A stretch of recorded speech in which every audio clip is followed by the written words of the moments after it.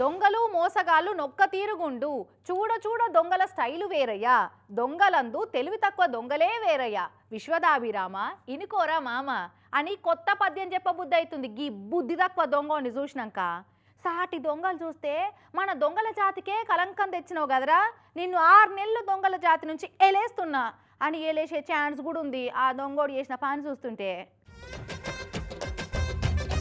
ఏ దొంగోడైనా ఏదైనా ఇంటిని దోస్తేందుకు పోతే అత్తగారింటికి పోయినా అల్లుడు వచ్చినంత సేపట్ల ఆడ ఉండకుండా దబ్బున వచ్చేస్తాడు.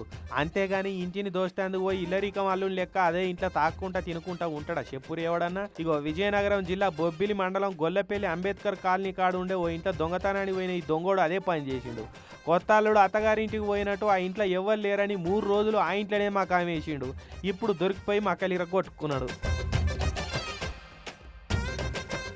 తాళం బలగొట్టి ఇంట్లో జోరిండు, బీరువా డోర్లు వలగొట్టిండు, బంగారం గింగారం ఎండి వస్తువులు తీసుకపోయిండు, అంగట్లో అమ్ముకున్నాడు.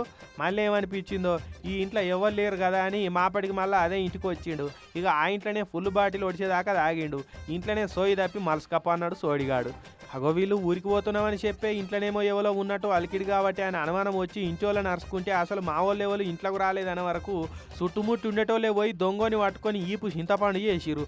ఇయ్యర మయ్యర జోపి పోలీసు వాళ్ళకి అప్పచెప్పిరు. చూడురి వీని తాగుట్ల మనవాడ తాగుడు ఎంత పని చేసిందో. దొంగతనానికి పోయి అదే ఇంట్లో తాగి పంటాడా ఎవడన్నా. ఇప్పుడు చెప్పురి దొంగల జాతి వీని వెలేయకుంటే ఎట్లుంటుంది. దొంగల జాతిలో చెడబుట్టినవురా మేసంటోళ్ళు అంతా దొంగల కలిసి మా ఇజ్జత్ తీస్తానికే ఈ వృత్తిలోకి వస్తున్నారా అని సీనియర్ అండ్ సిన్సియర్ దొంగలంతా ఫీల్ కమ్మంటే కారా ఇక ఇసంటోళ్ళని చూసినాక.